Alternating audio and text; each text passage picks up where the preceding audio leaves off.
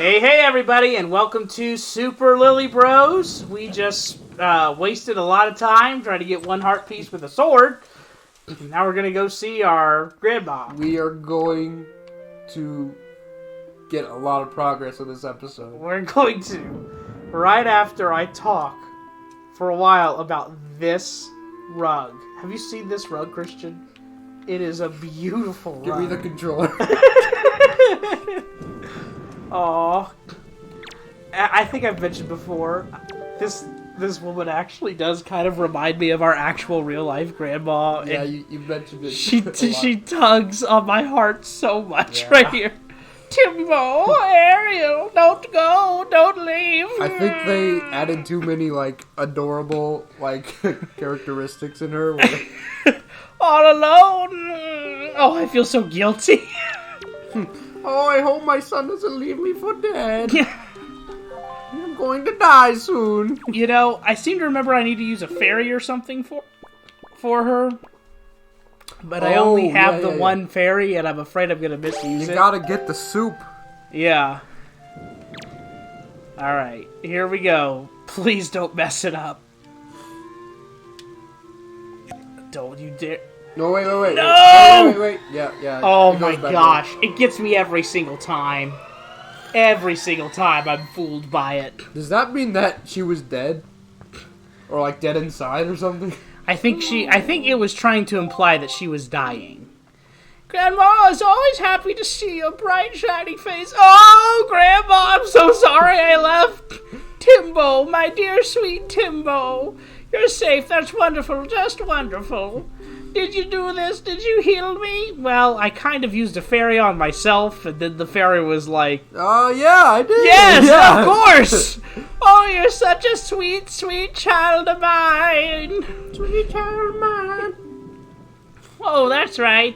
You and your sister Ariel was trying hard to be strong, and I've just been sitting here moaning and worrying. I'm your grandmother, and I'm the one who should be taking care of you, but then you abandoned me here at this house all by myself without any caretaker, like a jerk, after stealing the family heirloom. Just give me my soup. Okay. Yada, give me my... You and your sister love this soup, don't you? If you run out, I can make... This is such an absolutely OP, thing. But don't do anything reckless. Such an absolutely OP thing to just get for absolutely free in this game. Just an achievement comes up in the top left. Save your grandma from dying from a broken heart. Yay. That right there is how to do a good side quest, though. It rewards you for being curious and just kind of wandering around and seeing what's on the island after you've left. But it also really tugs at your heartstrings. They could have just been you go in there and she's happy. Oh, Timbo, how's your adventure going? And then the soup is there and you just dip your bottle in and you can have soup. But by dressing it that way, it's just a much more memorable moment. Yeah, that's what I was talking about when I say the story is good. I feel like this game really, it can make you feel things when it, definitely doesn't need to. Yeah, it kind of just goes the extra mile. I think that's the key to a lot of really good... I'm trying to get some magic. Maybe there'll be magic up there. There's a ton of magic up there. It's a magic mountain. I think that's the key to making really good side quests. I'll see a lot of reviews where people complain about... Oh, there's too many just fetch quests, or all the quests are the same, or whatever else. But the real key to make a good quest versus a bad quest is, yeah, the gameplay has to be fine, But I didn't really do anything that difficult gameplay-wise just now. I just walked in there and engaged in dialogue with Grandma and gave her a bottle, But what makes that little thing so interesting, what makes me want to go and now talk to every other person on every other island is I got a really, really, really good reward for it. And like there was a emotional significance to a mechanical nothing. You know what I mean? Yeah. It's just really simple. Well, that's the thing. It could be that you just come here and, you know, you do the thing to get to the next island or whatever. And I guess you could do that if you wanted to. Yeah. But technically the last, like, 3 episodes have been a complete waste of time. But... which, I'm okay with that. Yeah. But it wasn't, because there was good, like, stuff along the way. Yeah. Can't you, like, move his finger? Yeah. Like when you, like, go left and right? You can make him twiddle his finger like an old cartoon. I command you to go the way you're already going. Was it already going that way? Yeah. Yeah! Oh, do I have enough magic to get over here yet? Okay, yeah. But yeah, it's a simple thing. Majora's Mask is a master of that, but really any game that it's all about how you dress a side quest that can make the difference, you know? You can have mechanically engaging side quests, but if they don't do something extra, you probably won't remember them.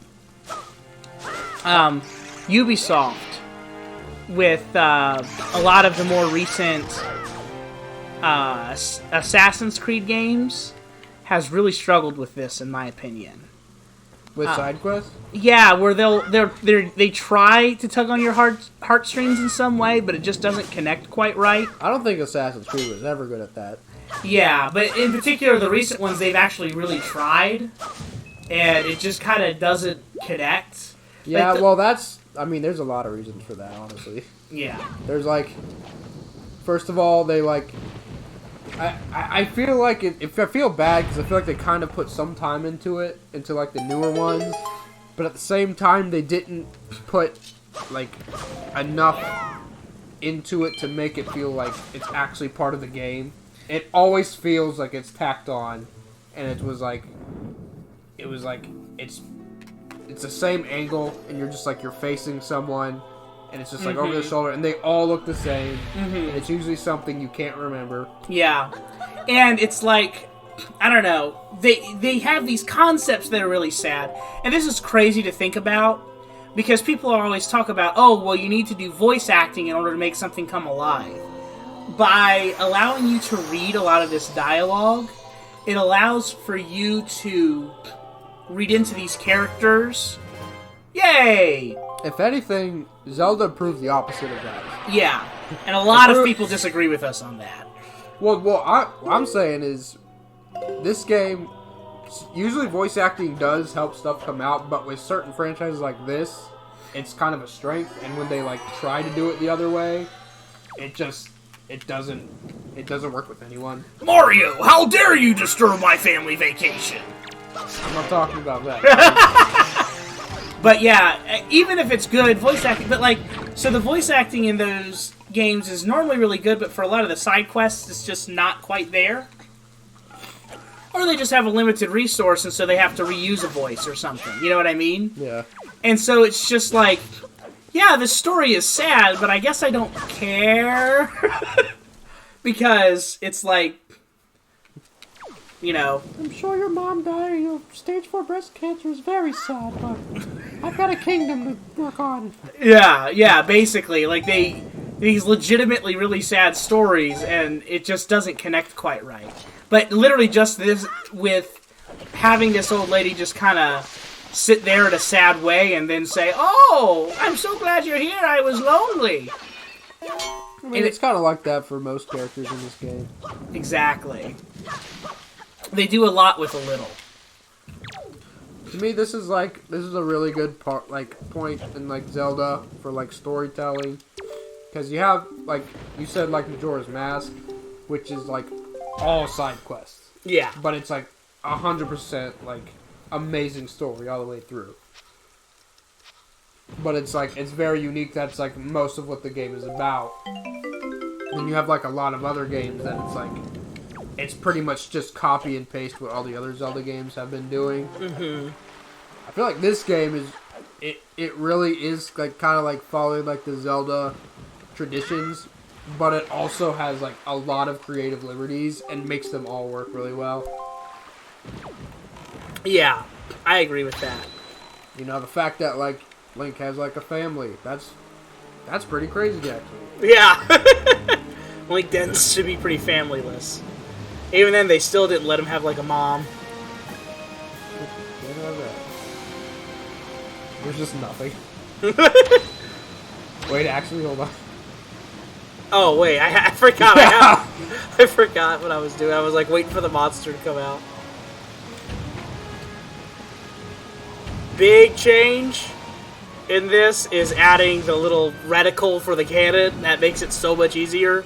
When you didn't have that reticle, oh gosh, this was hard. I think that was Nintendo listening. Something they're very famous for and certainly don't need to do more of. Yeah. Okay, well, I remember that being very hard. Well, you probably didn't have a reticle. I think I did. I just sucked at that for some reason. If you do the Heroes quest for this, they actually translate this ancient language into English for you. That he speaks. Fun fact from Kale.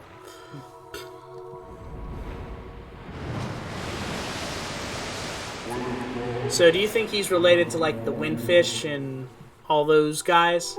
I think that's definitely a connection everyone really likes to make. But there's really... He's definitely the descendant of Jabu Jabu from Ocarina of Time. I mean, maybe. I mean, his name, he is a water spirit, just like Jabu Jabu. He's a fish. Yeah, but that happens giant. all the time. Like, they just give similar names. Like Fairor, Pharaon, and like, what are the Nehru? They just give those names to stuff that's like similar. Yeah.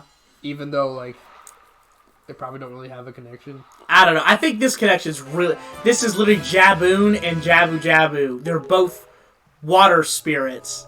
The Windfish or whatever, sure. It's a bit of a stretch, but I can see it. This is an important line here. Let me skip right through it. I believe I have. That he asks if he thinks that he's the hero in English. And he says, yeah, basically I believe that I have. Yeah, I do. That's pretty cool, actually. Yeah. Ganon's curse has been broken, so then he translates it for you. It's like the one time he repeats exactly what happened and it's actually helpful.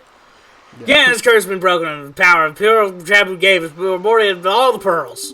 Are you ready, Timbo? I have marked place where the best pearls on the sea chart. I'm not allowed to be a character yet, so I'm just hauling your butt around. Alright. So, how do you feel about how they've structured this game where you really, like, have to do one thing and then the next thing and then the next thing for the first half, and then suddenly it just opens way up in the second half, and you can kind of, like, you have things that you're supposed to do, but you can literally kind of do whatever.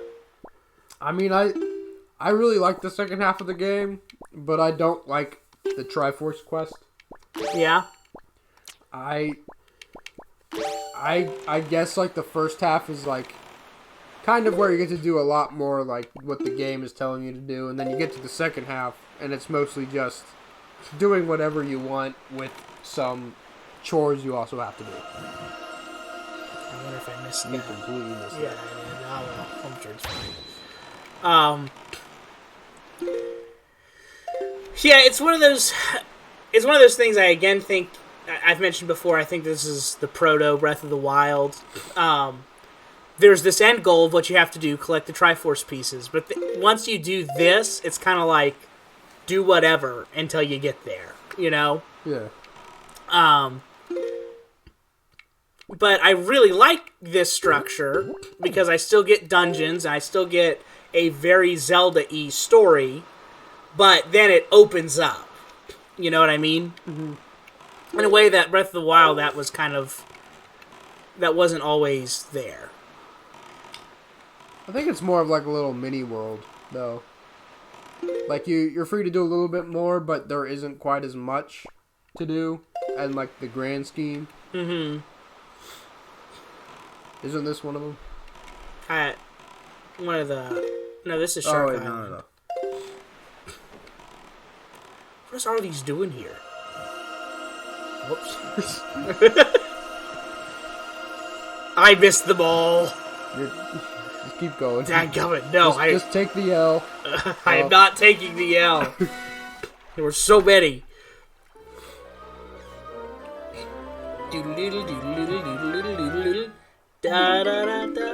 I hate that more than anything in the world. The getting a purple rupee. When they have the suspense song, and then it's like dun. Like the Dr. Mario cleared a virus sound. Is he just selling? Is that a bottle? No, that's just. Is that just red? I think that's just jelly. Don't ask what's in the last thing. I'm not legally allowed to tell you. And it's just red potion. Yip-pa-pa. Dang it! I can never get onto the boat quite right. Get on the boat. Alright, one of these days I'm going to drown trying to get on that boat. Oh, there's the fairy island. But I doubt that I can actually get onto this one because they have some nonsense that's going to prevent me. There he is! The guy! His cousins. I feel like you're going to need to do something before you get in here. Yeah, I'm suspicious of the same. Maybe I can at least chart it, though. Uncharted. Earlier in a previous episode, you were like, I kind of wish like this game was more like Uncharted. That you could go and play like Diddy Kong Racing or whatever under it. Oh yeah, watch out! Ouch. It would be really funny if I need fire arrows to get in here. Got the spoils back. It would be really funny if you were just like, I really wish this game was more like Uncharted. Good. Good. Wish there was a lot of voice acting. I wish there was Victor Sullivan. Did I tell you that I replayed the first one and the fourth one recently? Really? Those two back to back? That's a new one. I wanted to play the others, but my system just wouldn't, it would be like, installing 1%. Installing 1.1%. Really? After a day, it was at 3%. And I was like, this is not worth Uncharted 3 Drake's Deception. So I'm gonna play 4 because that's one of my favorite games. Yeah, Uncharted, I recently played through those games, and it is really hard for me to choose, I don't know. Which one's your favorite? Which one's my favorite? Really? I really like 4. Well, let me rephrase what I just said. 4 is my favorite. But choosing between 1, 2, and 3 is almost impossible for me. That's fair. I think for most people, Uncharted 2 is the choice, which I do get, but I also think you kind of had to be a fan when those games came out. Yeah. Which I wasn't playing those games when they came out, so I can go back and play it and I can be like, oh yeah, this game is amazing, but they're all pretty iconic to me. Yeah, I like Uncharted 2, but there's something about the setting of Uncharted 1 in particular that is just very iconic for me in a way that the settings for 2 are not quite as iconic. And I know, it's very iconic, the train sequence in that game. It's a really good sequence. I mean, the set pieces are, much better. Yeah. But I mean, so I'm not talking about set pieces, I'm talking about the actual, the actual like setting with the where is the fish? He just ditched. He just ditched me. I've been ditched by the fish, man. Can you get on the island and just like throw stuff at these people? I wish I had arrows so I could just get them. Alright. Get off the island. Like, the actual set pieces are better in 2, but there's something about, like, going around old ruins and then finding Nazi zombies. Yeah. That is just so cool about 1. To me, the first one is just like it's just like the most solid, like, if you want to like see like an action adventure, like that's exactly what it is, and it's no more, it's no less. It's just you go on one island and you're looking for, you know, El Dorado, the most like cliche thing to look for, which is like, that's what I wanted from like it's so perfectly nailed what I thought the series was, having not played it before, and what I wanted out of the series. Yeah. And then 2, it expanded on it and did a lot, but I can't discount 1. I just can't. I really like all of them, even though I know 3 is not very popular. I don't think there's anything wrong with 3. I think the only thing is it followed up 2, which was like literally like a massive step ahead in almost every way, and then 3 was like, okay, like it was good, but it wasn't like as big of a step forward. So that, I guess that one just got like the short straw. Yeah, I got Super Mario Sunshine. Yeah, or unfortunately that is true. Or John Adams. I don't get that one, but probably. He came after George Washington, so. Well, I'm gonna end the episode on that. Yeah, there's a little history lesson for you guys. All right, well, we ended on a boring note, so. See you guys. Well, see you guys next time on Windwaker. You know what to do. And if you don't, ask someone.